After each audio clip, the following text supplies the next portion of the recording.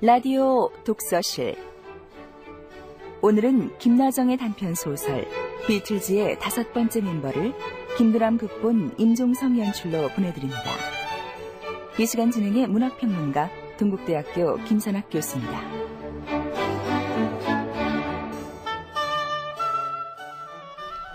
안녕하십니까. 새해 첫 라디오 독서실입니다. 새해마다 생각하는 일입니다마는 우리는 새로운 시작의 출발선에 서 있게 되었다는 점입니다. 새로운 출발이라는 것은 항상 가슴을 설레게 합니다. 우리에게 지금까지 있어 왔던 모든 것을 청산하고 새롭게 펼쳐지는 지평을 향해서 우리의 희망과 소망을 실현시키려는 의지가 대단히 강하게 우리 가슴을 짓누르기 때문일 겁니다. 애청자 여러분 모두가 올해도 이런 소망이 함께 이루어지기를 바라면서 라디오 독서실 그 첫 시간에 문을 열까 합니다. 오늘 첫 시간에는 젊은이들이 항상 문학의 그 관문을 선망의 눈초리로 바라보는 신춘문예 당선작을 골랐습니다. 그래서 동아일보 신춘문예 단편소설의 당선작인 김나정의 비틀즈의 5번째 멤버를 오늘 감상할까 합니다. 이 신춘문예 영광에 당선을 한 김나정 씨를 우선 얘기 나누고 다음에 이 작품의 예비심사를 맡았던 심사위원과 연결해서 얘기 나누도록 하겠습니다. 김나정 씨. 네, 안녕하세요. 예, 축하합니다. 예, 감사합니다. 제목이 말씀이죠. 비틀즈의 5번째 멤버입니다. 원래 비틀즈는 영국에서 태어난 보컬 그룹이죠? 예. 몇 명이죠, 원래는? 4명. 4명인데, 그 나머지 1명을 넣었다 하는 그런 제목입니다. 뭐 특별하게 이 제목과 이 작품의 관계를 조금 설명을 할 수 있을까요? 그러니까 제가 생각하기에는 그러니까 비틀즈라는 그룹은 굉장히 사람들이 많이 알고 있고 사람들의 사랑을 많이 받은 그룹인데 제가 알기로는 그 멤버가 원래는 처음 시작했을 땐 5명으로 시작됐다고 그러더라고요. 근데 그 중에 1명은 그 빛을 보기 전에, 비틀즈가 빛을 보기 전에 떨어져 나가서 그래서 제 작품에도 썼듯이 죽었다고 그러더라고요. 예. 그러니까 어떤 중심이나 아니면 빛을 발한 그런 존재에서 떨어져 나간 그런 좀 쓸쓸하게 해서 사라져간 그런 사람의 그냥 느낌을 살리기 위해서 그냥 그렇게 쓴 제목이거든요. 네. 예, 이 순서가 조금 뒤바뀌었습니다만 당선 우선 축하드립니다. 예. 당선 소감은 지면을 통해서도 썼겠지만 또 앞으로도 많은 사람들이 당선 소감을 물을 것 같은데 오늘 여기서도 간단한 당선 소감 한 말씀 듣고 싶군요. 제가 제일 싫어하는 말이 집에서 애나 보라는 말을 제일 싫어하거든요. 그러니까 제가 애엄마이기 때문에 그러니까 사람들이 어떤 모임이나 가면은 좀 제가 흰소리를 하거나 그러면 집에 와서 애나 봐라 그렇게 얘기를 하는데 저는 사실 소설을 쓰는 것보다 애를 보는 게 더 힘들고 그러니까 그동안에 그런 소설을 쓰는 게 애를 보는 것보다 훨씬 쉬웠다 그러면 그동안 많은 습작을 썼다는 얘기겠군요.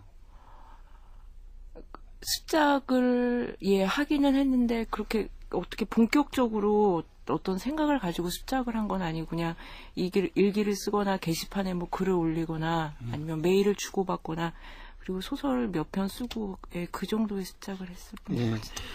1974년에 서울에서 출생한 걸로 그렇게 양력을 보니까 나와 있더군요. 그래서 아마 상명여대 교육학과에서 공부를 하다가 서울예술대학 문해창작과에 다시 편입을 했나요? 예, 그렇습니다. 그래서 거기 졸업하고 아기가 있다 그랬으니까 한 2년 전에 2001년에 결혼을 하셨죠. 예. 양력에 그래 나와 있더군요. 예, 그렇게 해서 소설을 쓰게 됐는데 특별하게 교육학을 전공하다가 소설 쪽으로 방향을 바꾸게 된 이유 같은 게 있나요? 아까는 소설 쓰는 것이 일 중에서 제일 쉽다 그런 말씀을 하셨습니다만 그런 말 아기 키우는 것보다 훨씬 쉽다 그랬는데 어떻게 생각해요? 교육학과에 특별한 뜻이 있어서 간 게 아니라, 그러니까 국문학과에 원래 굉장히 가고 싶었거든요. 근데 저희 어머니께서 여자가 글 같은 거 쓰면은 팔자가 드세진다고 막 그런 식으로 얘기를 막 하시고, 그래서 그래도 제가 아이들을 굉장히 좋아하거든요. 그리고 아이들하고 이렇게 같이 얘기하는 거 좋아하고 그래서 교육학과에 가는데, 교육학과에 다니면서도 그 전공 공부는 안 하고 연극에 빠져가지고 연극을 막 하다가 졸업할 때쯤 또 글이 쓰고 싶었다는 생각에 그냥 서울예전 문장과에 다시 들어가게 됐거든요. 예. 그러니까 그 당선 소감을 보니까 소설가 박기동 선생한테도 배운 것 같고 시인 김혜순 선생에게도 배운 것 같은데 그 두 분에게 무척 고맙게 생각한다는 내용이었습니다. 어쨌든 지금 그렇게 소설을 보니까 74년에 태어나셨으면은 30대가 채 안 되셨는데 우리나라에 지금 현재 기성 작가들이나 또 혹은 선배 작가들의 소설은 많이 읽었나요? 예, 많이. 예, 그 어떻게 생각이 들었나요? 어떤 생각이 들었냐고요? 글쎄요, 그러니까 다들 색깔이 다르고 그렇기 때문에 제가 뭐 딱히 어떻게 뭐 비판을 하거나 어떻게 좋다고 얘기할 수도 없고 그냥 되게 다채롭다는 생각이 많이 들었어요. 제가 읽으면서 예전의 소설과는 달리 굉장히 다채롭고 그 색깔이 각각 다르다는 게 굉장히 그러니까 상당히 다양성을 갖고 있다. 뭐 그 중에서도 가장 관심을 가졌던 그런 선배 작가들이나 있으면 조금 얘기를 해줄 수 있을까요? 아, 예, 저는 배수아 씨 소설하고 그다음에 백민석 씨 소설을 굉장히 좋아해요. 네, 대단히 대조적인데요. 백민석 씨는 대리얼리즘적인 소설을 많이 쓰는 것 같고 배수아 씨는 대단히 심리적이고 또 혹은 그 일종의 관능적이라 그럴까요?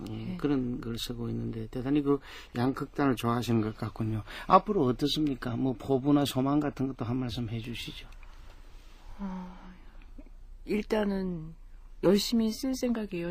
다른 생각은 없고, 그러니까 한 2달은 굉장히 당선되고 기쁘다고 그랬는데 한 3일 지나니까 더러 굉장히 겁이 나고 예, 앞으로 어떻게 글을 쓸까 지금 고민은 많이 하고 있는데 답은 글을 쓰면서 찾아갈 생각입니다. 네. 마지막으로 오늘 이 작품 비틀즈의 5번째 멤버 이 작품에서 얘기하고자 했던 것을 우리 애청자들 위해서 아주 간략하게 한 말씀 해주시죠. 주제는 저도 잘 모르겠고 읽고 나서 그러니까 어떤 주류에서 5발자국 정도 떨어진 사람들, 그 사람들 얘기를 해보고 그러니까 싶습니다. 소외받은 사람들, 또 소외당한 사람들, 소외당할 수밖에 없었던 사람들의 얘기를 한번 해보고자 했다. 뭐 그렇게 이해하면 될까요? 예. 네, 앞으로 우리 좋은 작품 그리고 훌륭한 작품 우리나라가 깜짝 놀랄 그런 작품을 김나정 씨에게 기대해보고자 합니다. 새해 복 많이 받으십시오. 예, 감사합니다. 다시 한번 축하드립니다. 네, 감사합니다. 애청자 여러분 그럼 한번 감상해 보도록 하겠습니다.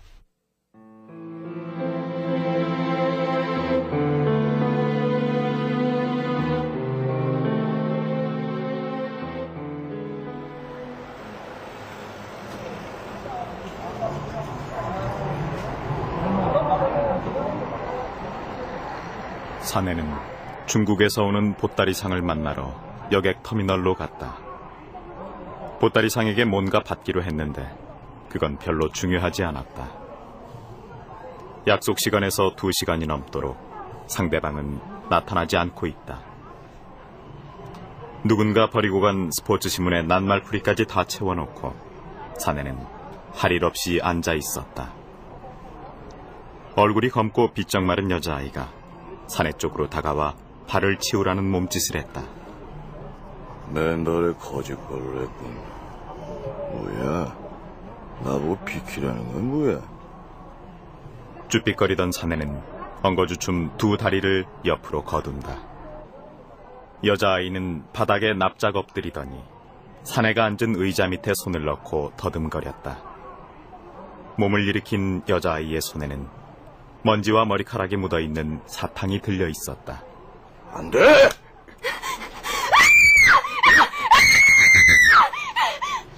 사내는 여자아이가 그 사탕을 막 입에 넣으려는 순간 무심코 여자아이의 손을 쳐 사탕을 떨어뜨렸다. 여자아이는 먹이를 채인 동물처럼 사내에게 돌진했다. 여자아이와의 몸싸움에 사내가 걸치고 있던 난방에서 단추가 떨어져 나갔다. 왜 이래? 거지 아이를 때렸나 봐. 아유, 동냥은 못할 바에 쪽박이나 깨지 말아야지. 그러게. 대합실에 있던 사람들의 시선이 일제히 여자아이와 사내에게 꽂혔다. 당황한 사내는 여자아이의 손을 잡고 여인숙으로 끌고 갔다.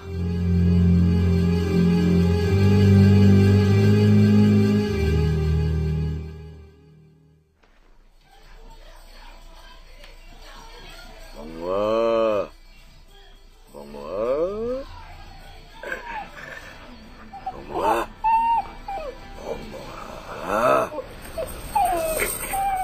나와라. 속 끓이지 말고. 아이고, 쥐를 물어. 뭐야? 살껍데기 다 벗겨질 뻔했잖아. 야! 야, 뭐야? 빨리 뜨거운 물 한 바가지 당장 가져와. 이놈의 자식이 단체로 털을 홀랑 벗겨버릴 테니까 빨리! 예! 신사적으로 할 때 나올 것이지. 늙어서 이빨도 부실한 주제에 이빨을 세워?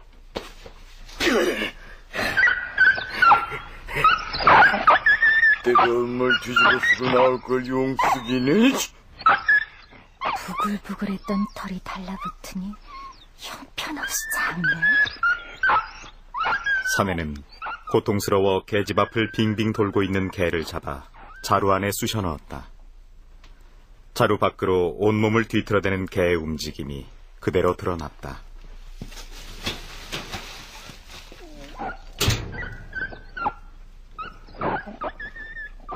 텅 빈 개집 안에는 개털이 군데군데 묻은 담요와 찌그러진 알루미늄 밥그릇만 남았다. 소녀는 개집 앞에 주저앉았다. 금수장 덕분에 보신하게 됐어?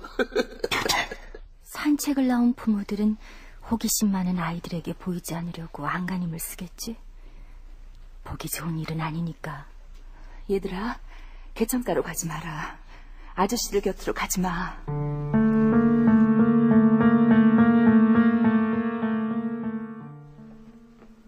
소녀는 비닐봉지를 뒤집어 감자 몇 알을 꺼냈다. 소녀는 과도를 치마에 문질러 닫고 감자에 난 싹을 도려내기 시작했다. 싹이 도려내진 자리에 감자에 하얗고 물기 많은 속살이 드러났다. 연두빛 감자싹이 신문지 위로 떨어졌다. 그 밑으로 얼굴이 검은 여자가 아이를 껴안고 있는 사진이 보였다. 소녀는 그 흑백 사진 위로 떨어진 감자 껍질을 걷어내고 사진을 들여다보았다. 집이 형편없이 무너졌네? 지붕은 날라갔고 벽 한 장과 큰 창틀만 달랑 남아있어. 품에 안긴 아이는 죽었을까? 살았을까? 슬픔이 이 여자의 얼굴을 일그러지게 했겠지. 사진 아래 무언가 글이 쓰여 있었지만 글을 읽지 못하는 소녀는 여자와 아이에게 무슨 일이 벌어졌는지 알 도리가 없었다. 사진 찍히는 순간 무슨 말을 했는지 사진 속의 여자의 입은 크게 벌어져 있었다. 여자의 입안은 컴컴했다. 소녀는 들리지 않는 말을 하고 있는 여자의 입속을 들여다보았다. 감자는 깎여나갔고 동그랗게 말린 감자 껍질 밑으로 사진 속의 여자와 아이의 모습은 사라져갔다. 늙은 개는 감자를 잘 먹었는데 삶아서 으깨주면 알루미늄 그릇에 광이 날 정도로 싹싹 훑었지. 지금쯤 죽어가고 있을 거야. 자루에 빛의 고기 빼어들고 고통스러운 개의 신음소린 점점 작아지겠지? 깎은 감자를 봉지에 넣던 소녀는 머리 위를 올려다본다. 나방 한 마리가 천장에 달린 등에 제 몸을 부딪히고 있었다. 나방의 날개짓에 따라 방안을 비추는 불빛이 어지러워졌다. 날개 가루가 눈에 들어가면 장님이 돼. 사내는 마당에 떨어진 나방을 신발로 문질러댔다. 사내가 발을 떼어내자 뭉개진 나방의 잔해가 드러났고 소녀는 사내가 안으로 들어가는 걸 보고 마당에 놓인 돌을 가져다 나방 위에 올려놓았다. 나방의 날갯가루가 눈에 들어가면 눈이 멀어.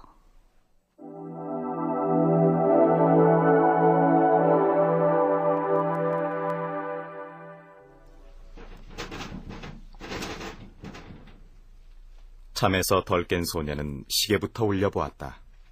새벽 3시였다. 일에 있으세요? 아니요. 소녀는 여자가 내민 지폐를 금고에 넣고 물병과 수건이 올려진 쟁반을 들고 촉수가 낮은 등이 켜진 복도로 나섰다. 여자의 발소리에 물이 질척거리는 소리가 묻어났다.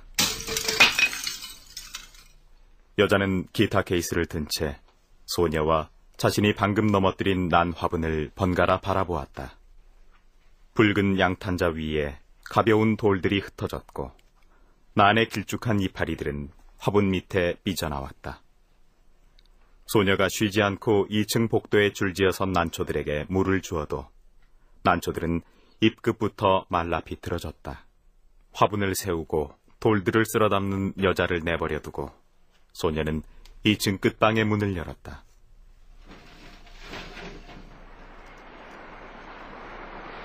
방으로 들어온 여자는 들고 있던 기타 케이스를 침대 위에 놓고 창가로 다가갔다. 푸른 모기장이 쳐진 창밖으로 공장과 배의 굴뚝 끝에 달린 붉은 등이 깜빡거리는 게 보였다. 난초가 얼마예요? 여자는 지갑에서 지폐 한 장을 빼내 소녀의 손에 쥐어주었다. 소녀는 받은 지폐를 주머니에 구겨넣고 밖으로 나갔다. 현관방으로 돌아온 소녀는 낡은 장롱 속 이불 밑에 파묻혀 있는 스타킹 상자를 꺼냈다.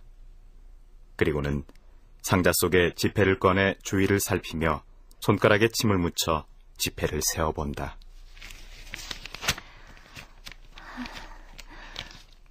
골목길을 빠져나가 큰 길 정류장에서 162번을 타고 세정거장을 가면 여객터미널이야. 편도행표는 11만 원이니까 남은 돈으로는 대합실 매점에서 선물을 사고 안개가 끼지 않기를 바라며 자판기에서 따뜻한 밀크 커피를 한 잔 뽑아 마셔야지.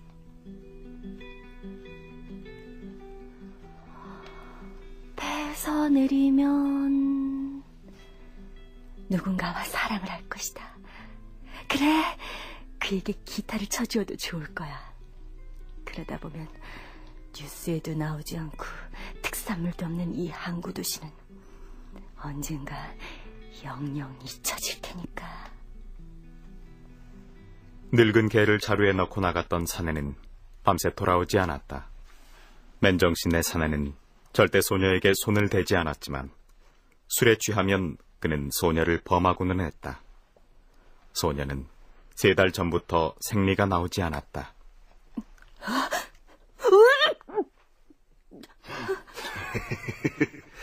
배가 점점 불러오면 널 시장 골목에 있는 돌팔이 의사한테 데려가야지.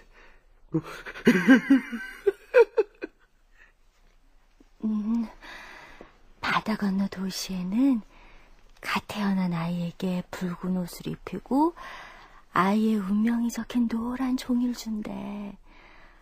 아이의 엄마에게는 아이의 운명이 적힌 노란 종이를 주고. 그래, 아가, 난 너와 함께 있을 거야.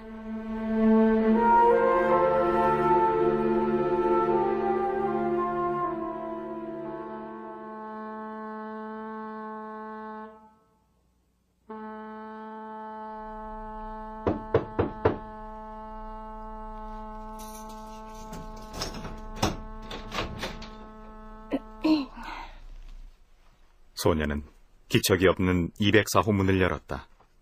열린 창문으로 들어온 바람이 벽에 걸린 여자의 원피스 자락을 흔들고 있었다. 소녀는 물걸레와 빗자루를 바닥에 내려놓고 침대 옆 탁자로 다가갔다. 전등 아래 탁자 위에 여자의 지갑이 보였다. 복도 쪽에서는 아무 소리도 들리지 않았다. 소녀는 침을 삼키며 지갑을 열었다. 5,000원짜리 한 장, 10,000원짜리 한 장이면 돼. 신용카드는 필요 없고 주민등록증은 가져야지. 소녀가 주민등록증을 빼내자 그 뒤에 꽂혀있던 종이 조각이 바닥으로 떨어졌다. 신문지에서 오려낸 사진이었다. 종이 조각의 네 귀퉁이는 너덜너덜해져 있었다. 피아노 앞에서 드레스를 입고 찍은 사진이네. 따내린 긴 머리에 매달린 큰 리본. 어울리지 않아. 여자는 29살이었다. 주민등록증 사진 속의 여자는 단발머리였다. 소녀는 거울 속에 비친 자기 얼굴을 한번 바라보고는 여자의 주민등록증을 주머니에 넣었다. 바닥에 떨어진 신문지 조각은 지갑에 밀어넣고 침대 위에 놓인 기타 케이스를 열었다.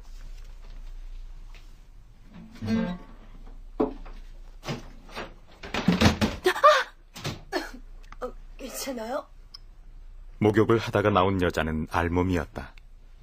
여자의 출현에 놀란 소녀가 급하게 기타 케이스를 닫다 다친 손가락을 입속에 밀어넣었다.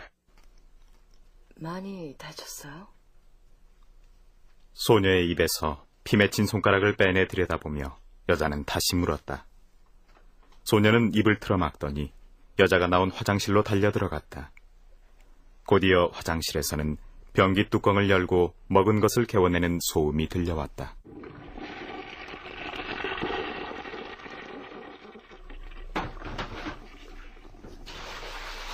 괜찮은 거예요? 정말 괜찮아요?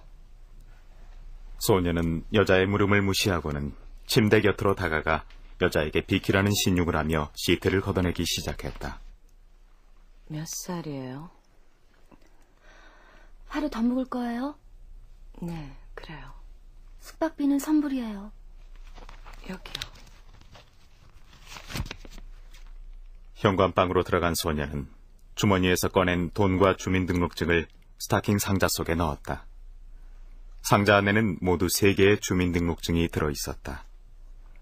42살, 38살, 32살의 여자들이 여인숙에서 주민등록증을 잃어버렸다. 소녀는 다시 한번 29살 여자의 얼굴을 찬찬히 들여다보았다. 그리고는 소녀는 29살의 여자가 된 것처럼 말해보았다. 저는 1974년 항구도시에서 태어났습니다. 부모님은 모두 돌아가시고 형제 자매도 없죠.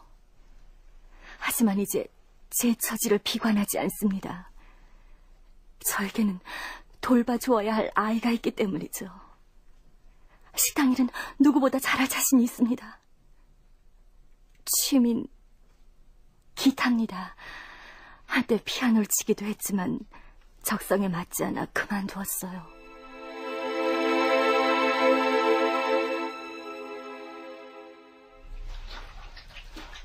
손님은 나 혼자네? 여자는 계집 앞에 판판한 돌 위에 앉아 물에 젖은 시트를 밟아대는 소녀를 바라보고 있었고 여자의 발 아래에는 기타 케이스가 놓여져 있었다. 소녀는 치맛자락을 말아주고 물에 젖은 시트를 밟아대고 있었다. 소녀의 발가락 사이로 비누방울이 부풀어 올랐다. 주민등록증 필요하니? 여자는 양말을 벗어 돌 위에 올려놓더니 소녀가 서 있는 빨래통 속으로 들어왔다. 빨래를 밟는 여자의 발등 위로 나무뿌리처럼 굵은 핏줄이 도드라졌다. 필요하면 가져.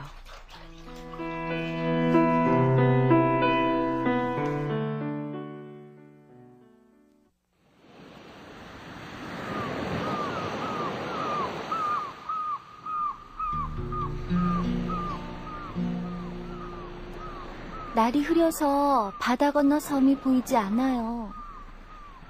소녀가 여자 곁에 쪼그리고 앉고 갈매기에게 새우깡을 던져주던 몇 명의 사람들이 여자 앞에 모여들었다. 여자는 눈을 감고 노래를 부르기 시작했다. 내 사랑아, 내 사랑아, 나의 사랑 클레멘타인, 늙은 애를 혼자 두고 영영 어딜 갔느냐.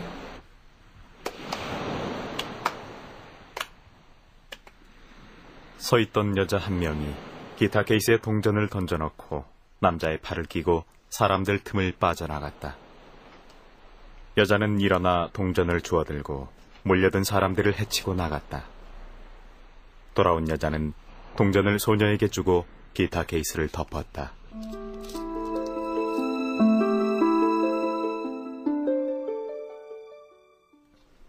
밤새 술을 마셨는지 사내의 몰골은 엉망이었다.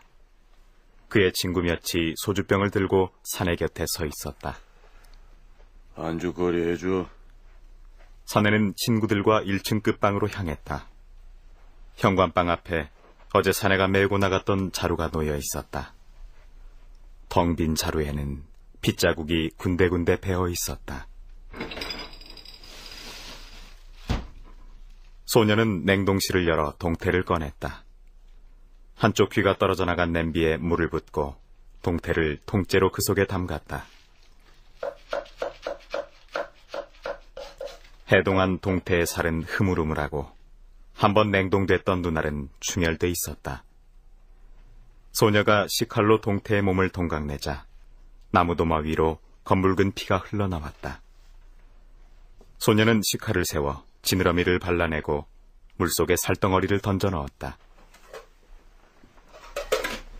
복도를 가로질러 사내와 그의 친구들의 목소리가 건너왔다. 피박살 일만 남았구나. 받아라! 일 없다. 넌 나 피 보지 말어. 그 동태찌개 아직 덜 된 거야? 야! 빨리 갖고 와!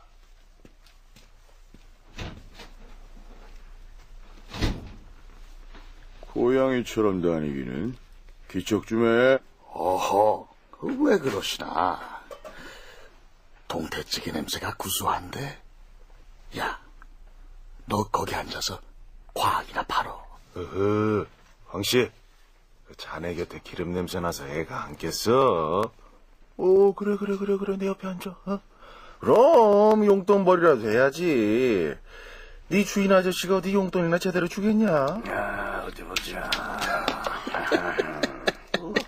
하기는 주워다 밥 먹여주고 재워주는 게 어디야.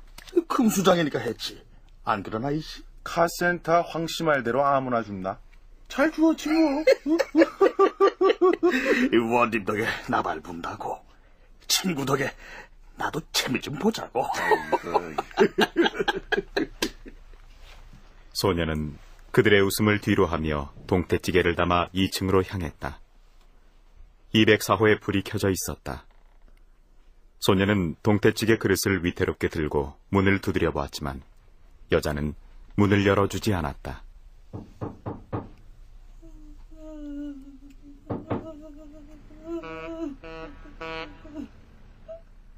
인기척이 없었다. 잠깐 문에 귀를 대고 안을 살피던 소녀는 냄비에 든 동태찌개를 들고 아래층으로 향했다. 내 이름은 황은경이야. 저기 바다 건너 섬에 부모가 살고 있어. 날이 흐려서 보이지 않는데요? 거기에 섬이 있어.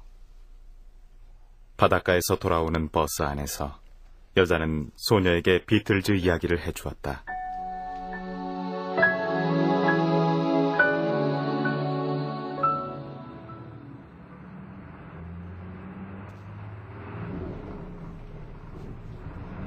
비틀즈는 원래 멤버가 5명이었어. 비틀즈? 비틀즈가 누구냐고? 영국의 유명한 그룹이야. 영국의 그룹? 정말 모르니? Yesterday All my troubles seem so far. 그 5번째 멤버는 비틀즈가 유명해지기 바로 전에 죽었어. 사랑 때문에 죽었단 말도 있지만 확실히 밝혀진 건 아무것도 없지. 여하간 중요한 건 그가 무명으로 자기가 태어나고 자란 바닷가 도시에서 비참하게 죽었다는 거야.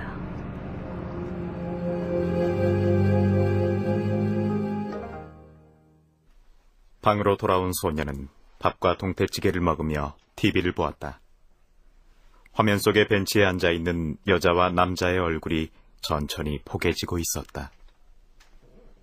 천천히 집 넘어가는 소리가 들릴 만큼 진지하게 그들은 입을 맞추고 있다. 무릎 위에 놓인 여자의 손이 가만히 움직였다. 매주 수요일과 목요일 밤 10시에 하는 이 드라마의 여주인공은 남자 주인공이 자기를 속이고 있다는 것을 알지 못한다. 언젠가 그 사실을 눈치채면 여자는 어떻게 할까? 남자의 뺨을 때릴까? 아니야, 치밀하게 계획을 짜 남자에게 복수할지도 몰라. 아니면 기차를 타고 머나먼 곳으로 떠나버릴지도 모르지. 소녀는 냄비에 남은 국물을 밥공기에 부었다. 밥알이 붉게 물들었다. 여인숙에는 해야 할 허드렛 일이 많았다. 소녀는 아랫배를 내려다보았다. 자신이 처음 이곳에 왔을 때보다 살이 많이 쪘다고 생각했다. 아저씨는 날 정말 기분이 나쁠 때 외에는 때리지 않았어. 가끔은 길 건너 이씨 아저씨 슈퍼에서 산 군것질거리를 줄 때도 있었고. 소녀는 텅 빈 밥그릇과 냄비를 구석에 밀어놓고는 방바닥에 드러누웠다. 벽에 걸린 달력 속의 여자가 소녀를 보고 미소를 지었다. 잠이 쏟아지기 시작했다. 아이는 내년 봄에 태어날 거야. 야! 야, 소주가 모자라! 소주 사와! 이 주인 아저씨가 부른다! 빨리 사오라! 뭐야? 또 자는 거야? 여기 거스름돈은 너 가져. 술에 취한 사내의 눈가는 붉었다. 소녀가 문을 닫자 방 안의 사내 중 한 명이 기득거렸다. 누구만 제비 뭐냐? 소녀는 사내가 건네준 10,000원짜리를 주머니에 넣고 복도로 나섰다. 죽은 난 화분이 줄지어 있는 붉은 양탄자가 깔린 복도는 어두컴컴했다. 소녀가 복도를 빠져나가기 전에 현관 바로 앞에 있는 101호에서 한 남자가 소녀를 잡아 끌었다. 소녀가 비명을 지를 새도 없었다. 소녀의 입을 틀어막았던 손에서는 기름 냄새가 났다. 남자는 소녀의 머리카락을 움켜쥐고 엎어지게 한 후 다짜고짜 소녀의 치마를 걷어올렸다. 방 안은 복도보다 더 어두웠다. 희망의 광방이야! 아싸! sak 달라붙는 게 아주 그냥 찰떡이야, 찰떡! 소녀가 얼굴을 받고 있는 이불에서는 담배 냄새가 났다. 이불의 뻣뻣한 천 위에 함부로 문질러지는 소녀의 뺨이 점점 붉어졌다. 남자가 지퍼를 올렸다. 소녀는 담배 불똥이 튀어 군데군데 타들어간 이불 위에 그대로 엎어져 있었다. 침대 옆 탁자에 지폐 몇 장을 놓고 남자는 문을 열고 밖으로 나갔다. 소녀는 손을 내밀어 전등 옆에 놓여진 지폐를 끌어쥐었다. 소녀는 구겨진 지폐에서 기름 냄새를 맡았다. 소주는 사다 주지 않아도 될 거야. 졸려.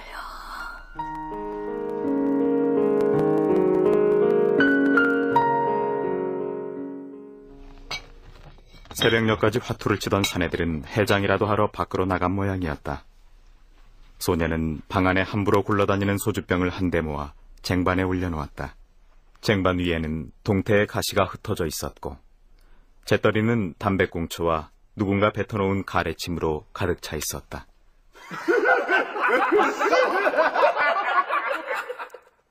내 사랑아, 내 사랑아, 나의 사랑 클레멘타인. 늙은 애비 혼자 두고 영영 어디 갔느냐. 현관방으로 돌아온 소녀는 장롱에서 낡은 스타킹 상자를 꺼내 지폐를 고무줄로 묶어 가방 속에 넣었다. 그리고 따로 여자의 주민등록증은 주머니 속에 밀어 넣었다. 옷 몇 벌도 가방 속에 구겨 넣고는 손금고를 열었다.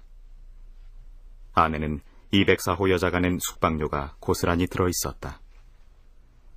소녀는 가방을 들고 2층으로 올라갔다.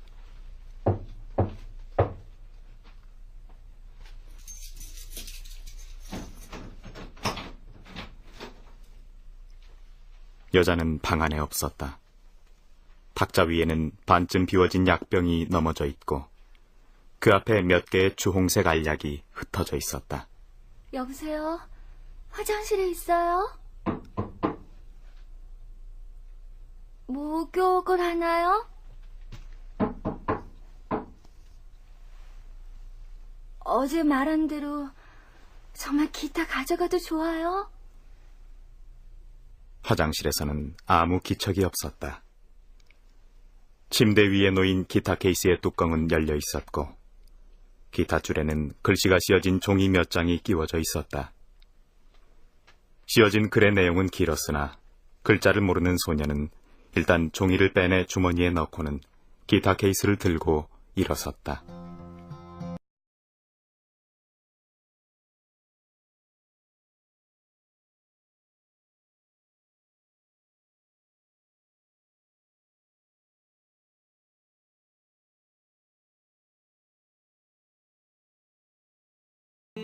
선 204호를 나온 소녀는 죽은 난초가 놓인 복도를 지났다. 알루미늄 그릇이 놓인 텅 빈 계집 앞도 지났다. 골목 끝에는 술 취한 사내의 발길질에 반쯤 찌그러진 금수장에 노란 입간판이 서 있었다. 내년 봄에 태어날 아이한테 아이가 자라나 물어보면 네 아버지는 바다 건너 도시에서 기타를 치던 사람이라고 말해줘야지. 우리는 더없이 사랑했지만 아이들한테는 말해줄 수 없는 비극적인 이유로 헤어지게 되었노라고.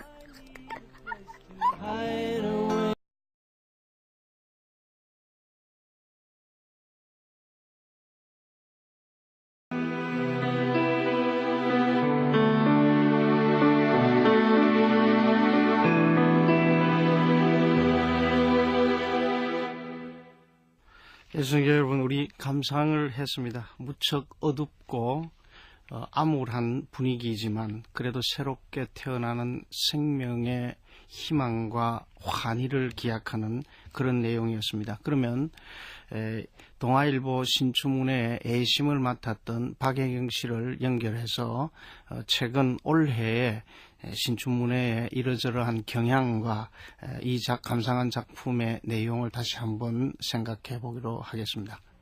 박혜경 씨, 네, 반갑습니다. 네, 안녕하세요. 예, 아마 원래 신춘문예 예심에 참여하신 걸로 알고 있습니다. 예, 그렇습니다. 이미 신춘문예가 발표가 다 됐고 네. 여러 가지 그 좋은 작품 그리고 특성 있는 새로운 신인들의 모습을 우리가 볼 수 있었던 것 같습니다. 네. 특히 원래 신춘문예에 있어서 단편 소설에 있어서의 뭐 그 당선된 작품들의 전체적인 경향이랄까요? 네. 또 혹은 동아일보 애심을 보셨으니까 그 응모했던 작품들의 전체적인 경향 이런 것을 좀 요약해서 말씀을 해주셨으면 좋겠는데요. 예, 이번에 그 응모된 작품들을 보면은요,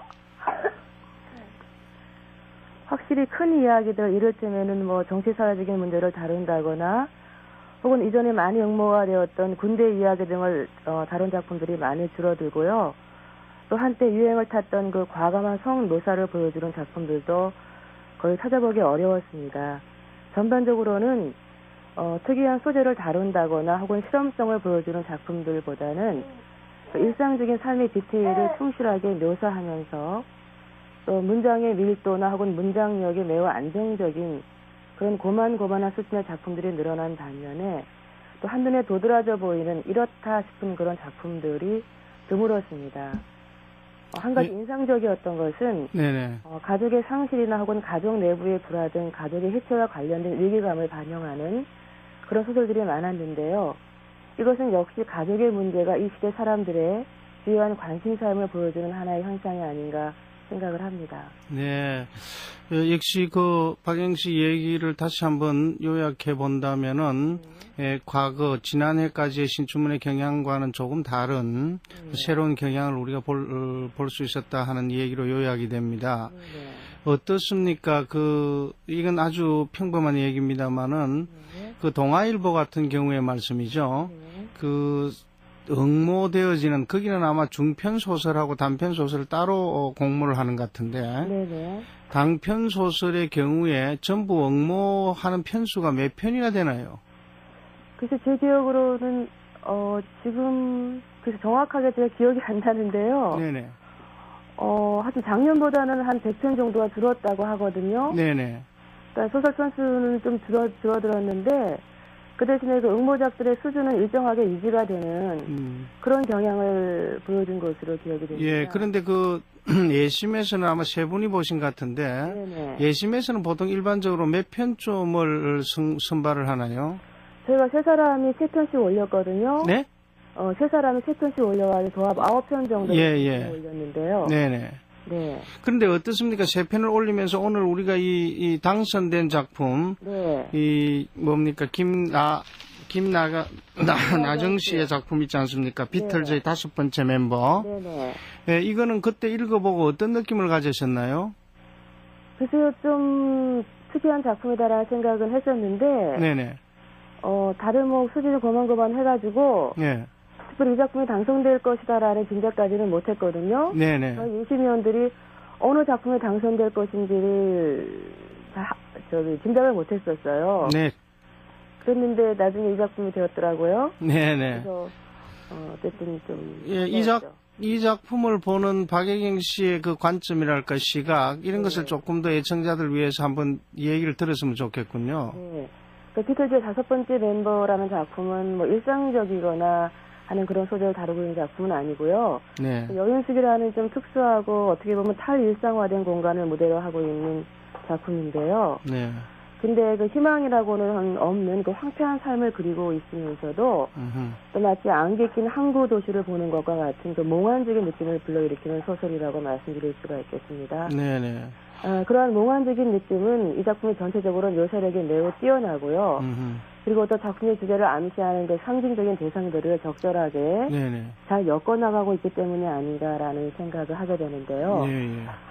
작품의 내용은 주인공인 한 소녀가 생산성이 거세된 폭력적인 남성들의 세계 혹은 수컷의 세계로부터 탈출하려고 하는 그런 얘기를 들려주고 있습니다. 네네. 그런데 그 소녀의 뱃속에는 아기가 자라고 있거든요. 네네. 그 소녀는 결국 그 아기를 안전하게 낳고 또 키울 수 있는 땅을 찾아가려고 하는 것이라고 볼 수가 있겠는데요. 예.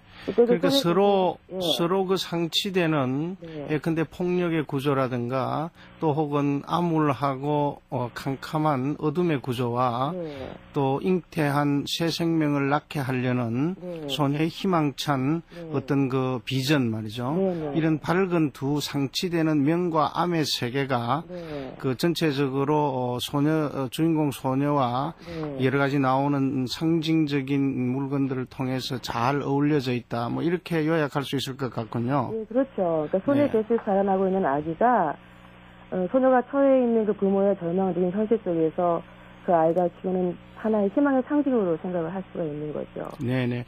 그런 말이죠. 네네. 올해도 얼핏 볼 때 그 여성 작가, 얘기가 이상합니다만 작가면 다 여성이나 남성이나 구별이 없습니다만 여자분들의 작가들이 상당히 약진을 한 것 같아요. 네네. 올해 역시 예년과 다름없이. 이런 현상은 어디에 있다고 진단을 합니까? 그래서 일반적으로는 90년대 들어가지고 이제 일상적인 삶이 소설의 소재로 많이 좀 활용이 되고요. 그리고 또 어떤 외부적인 문제보다는 인간 내면의 문제에 대한 성찰이 두드러지고 그러면서 그 내면의 문제 내지는 심리 묘사에 아주 섬세한 그런 감각을 동원할 수 있는 여성들이 좀 소설을 쓰기가 좋은 그런 환경이 마련되었다. 이런 얘기들을 하거든요. 네. 그래서 그리고 또 특히 이제 독자들도 남성 독자들보다는 여성 독자들이 점차 많아지는 추세이고, 그래서 소설이 쓰여지는 환경이나 아니면 그것이 수용되는 어떤 사회적인 분위기가 여성 작가들을 요구하는 그런 어떤 조건이 마련되었기 때문에 여성 작가들이 약진을 하고 있는 것이 아닌가 이런 말씀을 드려볼 수가 있을 것 같은데요. 네. 네, 우리가 또 하나의 측면은 평자들에 의하면 말이죠. 네. 우리가 변화되어지는 사회. 그러니까 우리가 과거 20세기 또 혹은 그 이전에 우리 사회에 있어서 문학이 무엇인가라는 화두가 새 세기에 접어들면서 이른바 후기 산업화 사회 또 혹은 정보 산업화 사회 또 인터넷으로 얘기되어지는 여러 가지의 변화된 이런 사회 속에서 문학의 입지가 어떤 것이냐에 대한 성찰의 한 그 맥락에서 여성 작가들의 약진을 진단해보는 그런 경향도 있더군요. 어쨌든 말이죠. 박혜경 씨 어떻습니까? 앞으로 우리 소설의 이후에 21세기 이제 중반을 접어드는데 경향 같은 것을 아주 요약해서 전망을 좀 해주시죠. 90년대 후반기에 뭐 김영원하고 백민석 등으로 대표되는 그 실험적인 소설들 내지는 어떤 첨단 문화적인 감각을 보여주는 그런 작품들이 나왔는데 최근 들어서는 그런 소설들도 좀 약간 쇠퇴해가는 그런 조짐이 있고요. 그래서 어쨌든 그 디지털 그 문화 환경이 소설에 일정한 영향을 미치긴 하겠지만 지금 현재로서는 가족의 문제를 다룬 소설들, 네네. 뭐 가족의 해체랄지 아니면 어떤 가족의 위기랄지 그런 문제와 관련된 소재를 다룬 작품들이 많이 나오고 있는 듯 합니다. 예, 그리고 앞으로 그 이른바 거대 담론이라고 하는 리얼리즘의 회복 문제는 두고두고 논의가 되겠지만 어떻습니까? 개인적인 생각으로는 그런 어떤 리얼리즘의 회복도 리얼리즘의 정신이 회복되어지는 이른바 소설이 거대 담론들도 나오면서 소설의 전체적인 그 상황이 다원화됐으면 어떨까 하는 생각을 해보게 됩니다. 오늘 대단히 고맙습니다. 네, 감사합니다. 네, 청자 여러분. 우리는 다양한 모습의 현실을 엮어내는 새로운 시각들을 신춘문예에서 만나게 됩니다. 오늘 감상한 작품 비틀즈의 5번째 멤버라는 단편도 아마 그와 같은 변화된 상황과 사회 현실을 걷어내는 새로운 신인의 시각이 두드러지지 않았나 이런 생각을 해보게 됩니다. 새해 편안한 휴일 되십시오. 출연 성완경, 김희선, 유호한, 홍진욱, 송정희, 전숙경, 윤동기, 임주현, 이미향, 나지형, 해설 임채헌, 음악 심윤희, 효과 신연파 서성훈, 장찬희, 기술 구본숭.